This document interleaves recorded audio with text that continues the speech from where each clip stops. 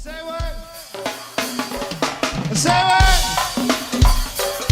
Say what? What you wanna do? What? Say what? Say what? What did I hear? I want to say back in 1979, I lived on Orange Street around Trinidad, Northeast. My first band as a drummer. I didn't even know nothing about go-go back then, 78, 79. We had a band called On Sinclair's. I was a drummer, my best buddy Kevin, his brother named Miguel, rest in peace Miguel. Miguel was the leader of the band. So we had our little glitter shirts with our On Sinclair's and Elmer's glue, you know, with our names on the shirt. We had, and what I remember what stood out, it was a song that we played like Michael Jackson and stuff. But we had a jump we played called How Now Brown Cow. That was our hit song for some reason.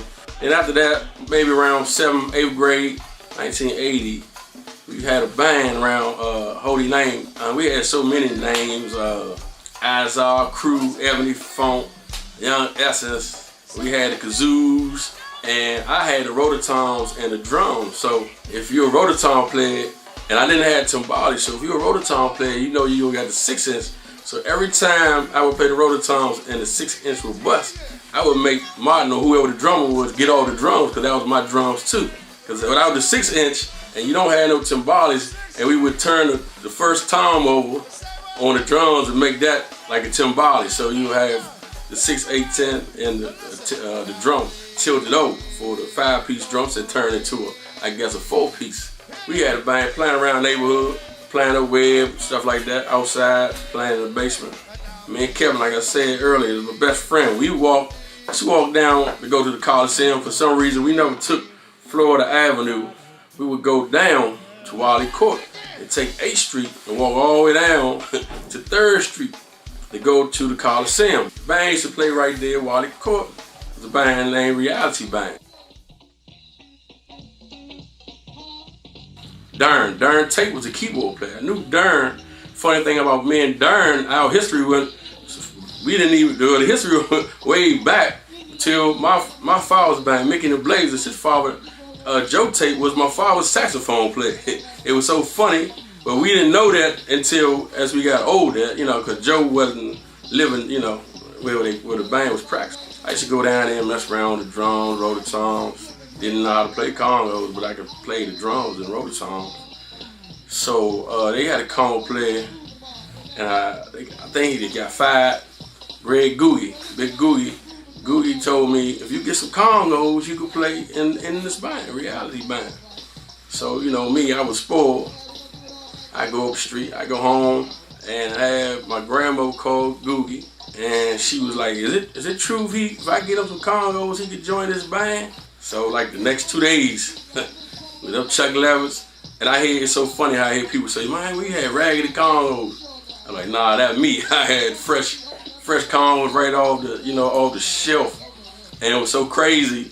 I never was going to the Coliseum or any go-go's really to hear the congos.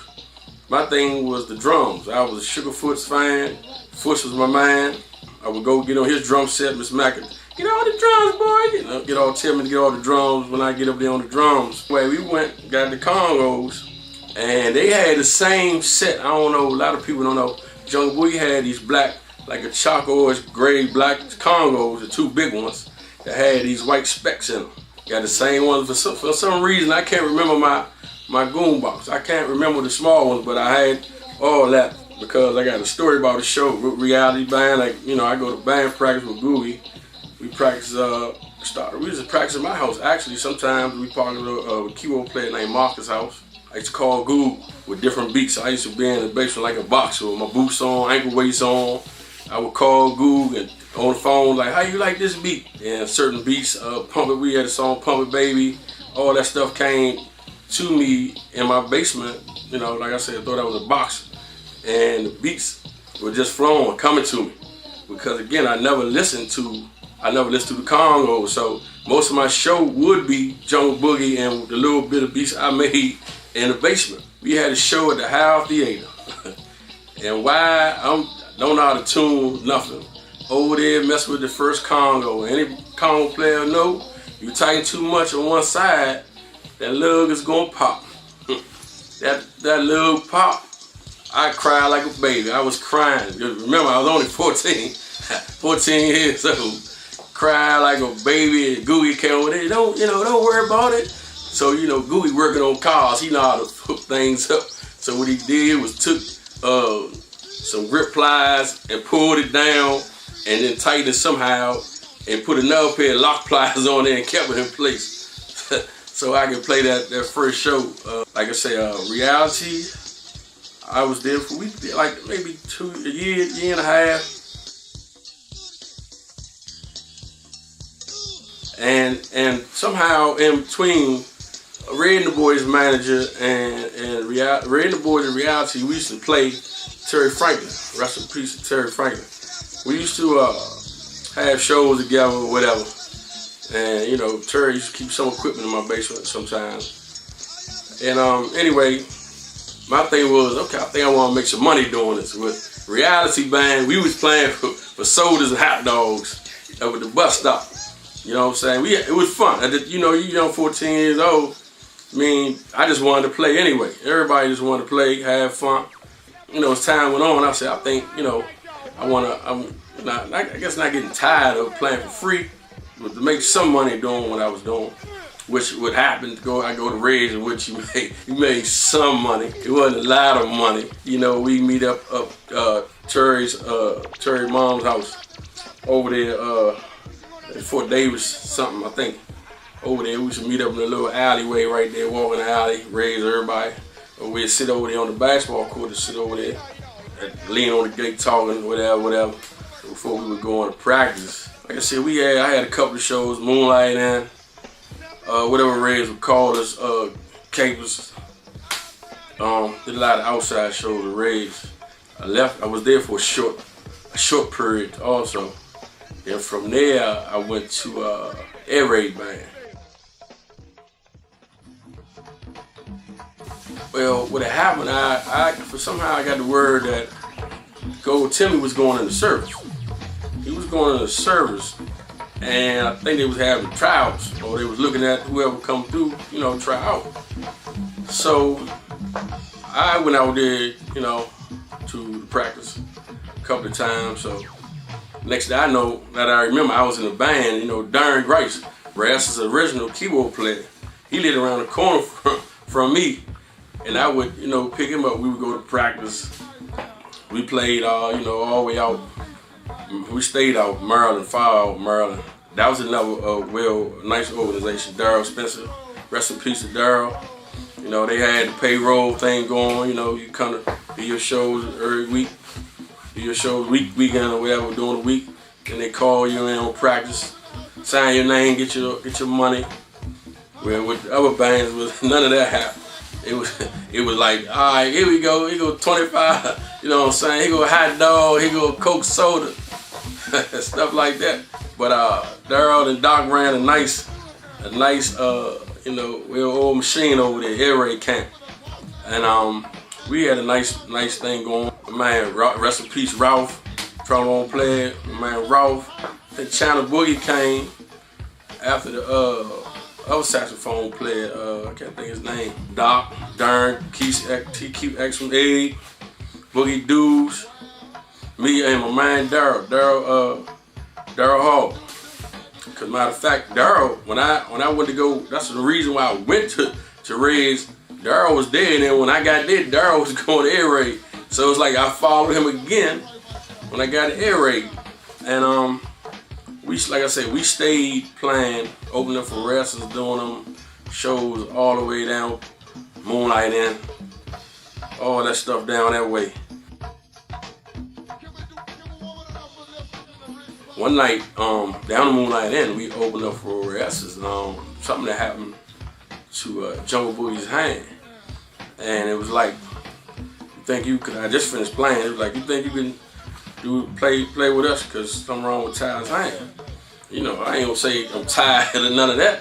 I was like, hell yeah, I can do it all the time. That's one thing I tell everybody.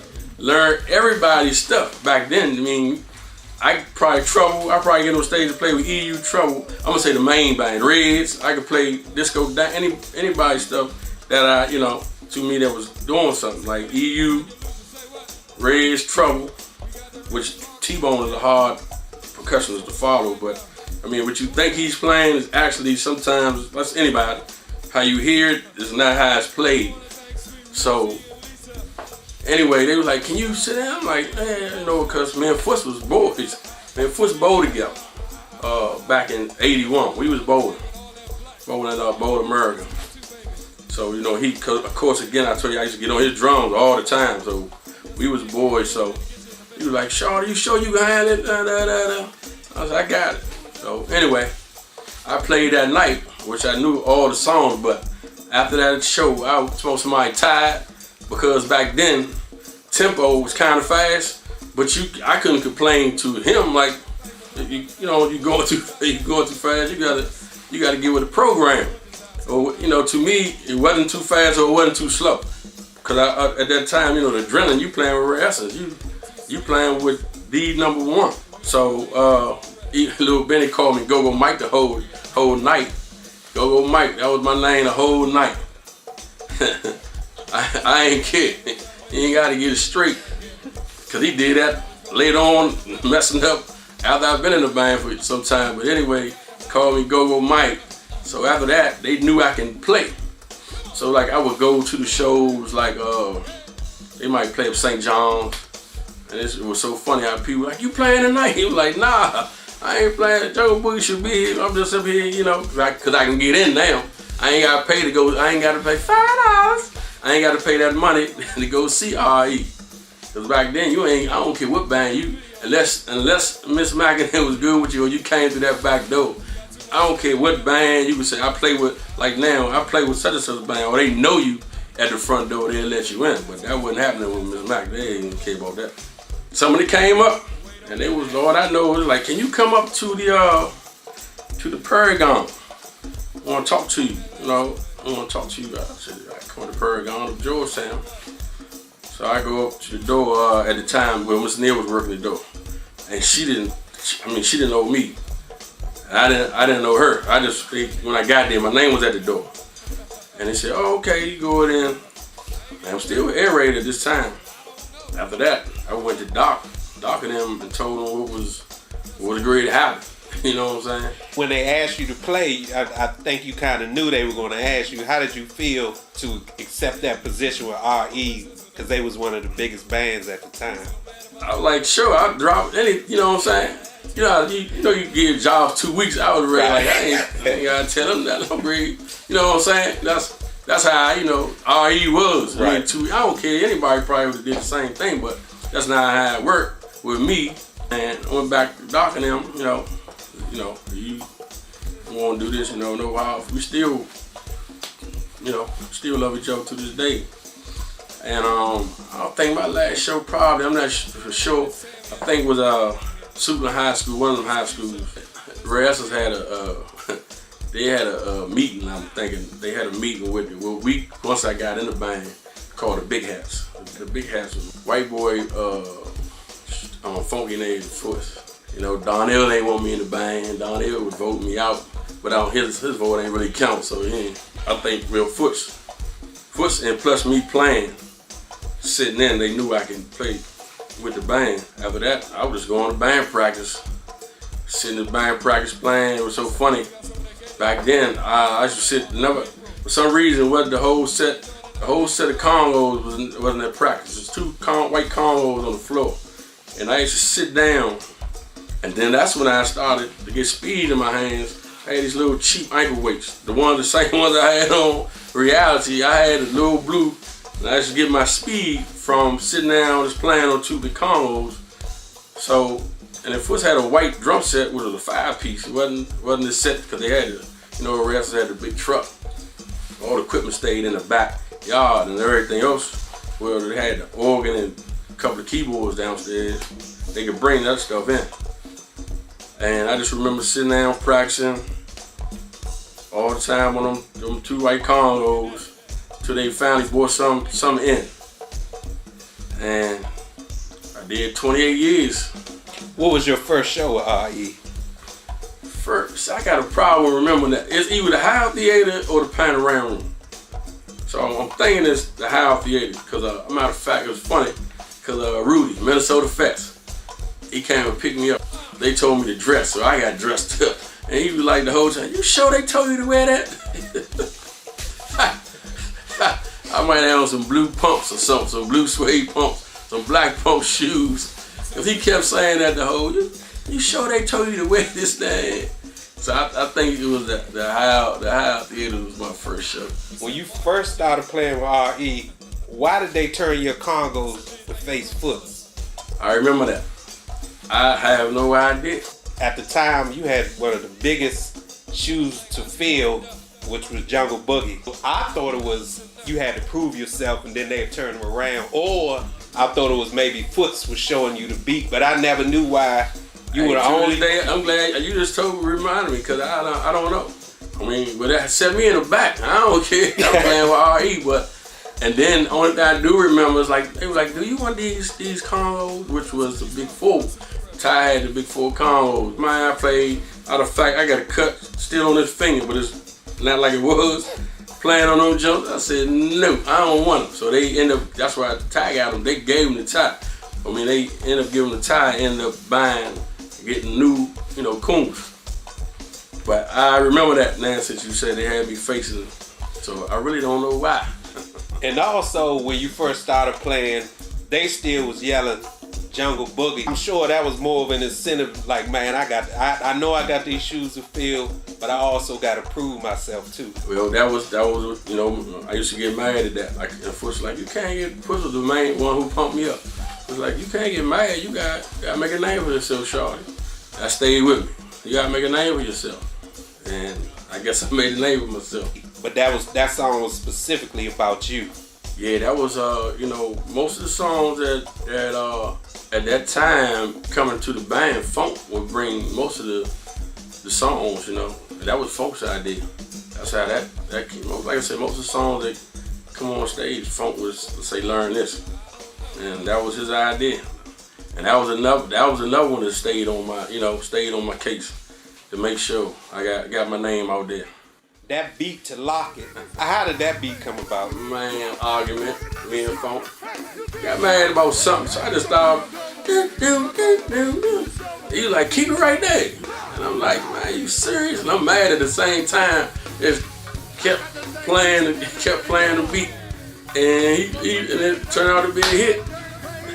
Oh, me and him being mad at each other on stage. Nah, well, only thing with me, my beats really come from stage. On stage, to this day, I can't ever say I made a beat up sitting at home since my reality days. Most of the time with rehearsals in the beginning was one-on-one, all the old hits. You might throw a song in there. We didn't really make too many songs up till later on, coming up, like Hey Buddy Buddy and stuff like that came a little while later after I got in. But it wasn't hard. It wasn't like, well, you gotta make a beat. I mean, that's like I knew I couldn't play, the one-on-one unless it's like Funk had you play the one-on-one. Because if you hear the Dougie Fresh jump, he wanted the one-on-one beat inside of it. The drum, everything was, the one-on-one beat was in that song. Other than that, you was free to do what what you wanted to make up. What about the Tighten Up beat? That just came to me. That came off of. And when we first started doing do the Mickey, I was playing almost a back up against the wall beat. If you listen to it in the beginning, and then out of somewhere the Drake's and the Metro Club came Tighten Up. The Tighten Up beat came. Every band I know plays Tighten Up beat in their song to this day. 30-year-old beat. Like I say, the proof is in the tape. The proof. I mean, where it came from first. Anything anybody makes, the proof is in the tape. So that's how old it is. You've been non-stop from your first conversation about how you got in the game. I don't think you've taken a break from playing yet. No breaks. That's a vacation. I mean, you take off a week. The longest break I ever had is when I had a car accident back around 90. 91, I think that was. I was out for, other than a month. But I was right back, back playing. But no stop playing with a band and then came back type of thing. Always been playing.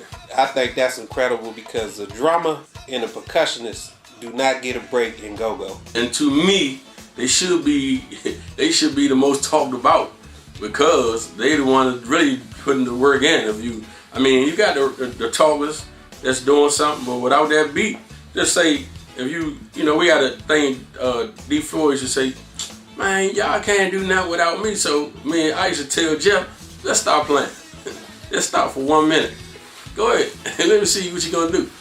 You can't do nothing. There's nothing you can do without the drum percussionist.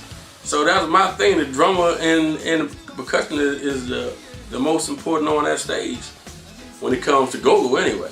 Who is your favorite drummer? After Foots? Including Foots. Oh, Foots.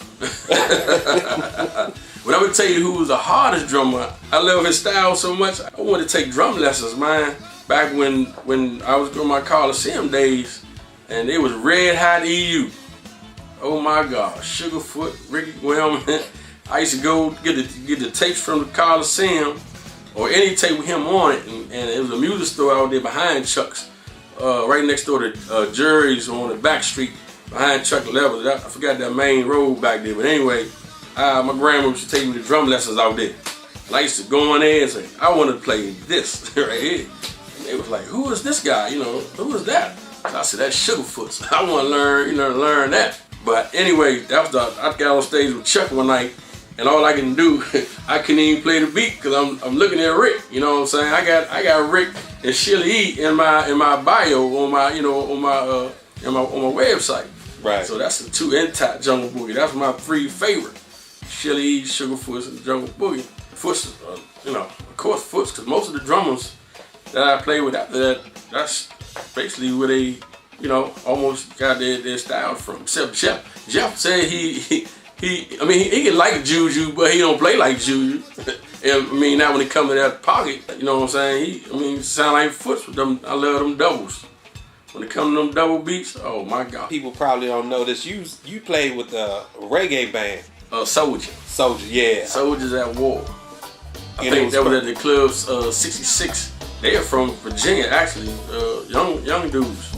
And I haven't seen them, so when I walk in the room and see 5 white young guys with dreadlocks, white guys with dreadlocks, I'm like, okay.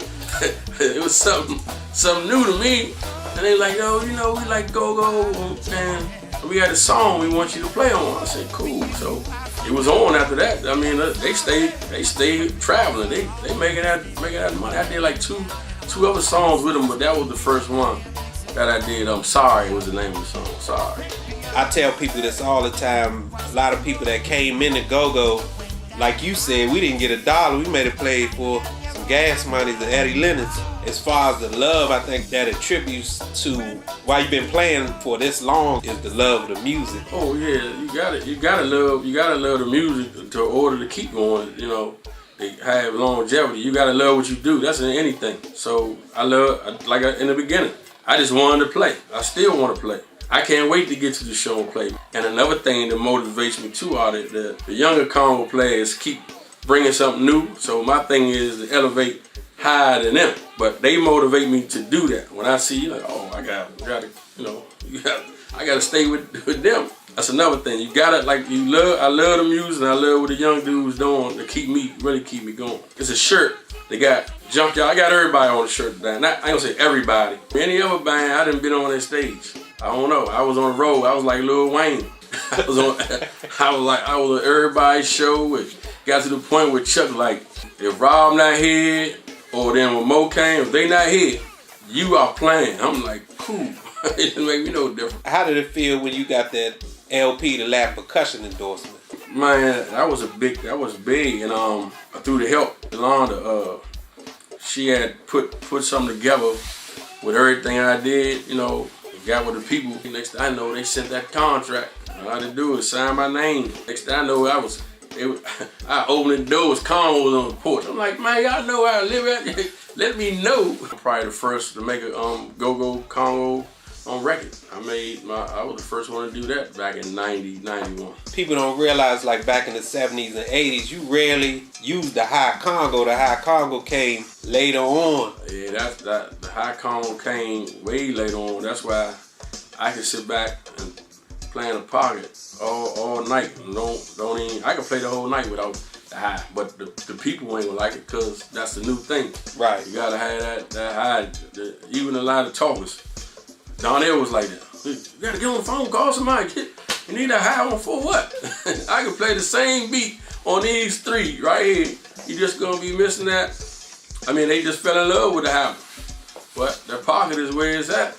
Do you see retirement in your future? Nah, I don't know. God willing, I'm not feeling bad at all. So I'm not gonna never get tired of it. You know, a lot of times I know a lot of people. I can say this. A lot of people playing, they probably get tired of going to the same place every week playing. I mean, but once I get there, I'm gonna give you my 100, 110. I might feel this way, you know what I'm saying? You might be working all day. But you know, once you get on that stage, it's a whole different ball game for me. Is there anything you want to shout out or put out there to the go-go community? Try to be professional about what you do.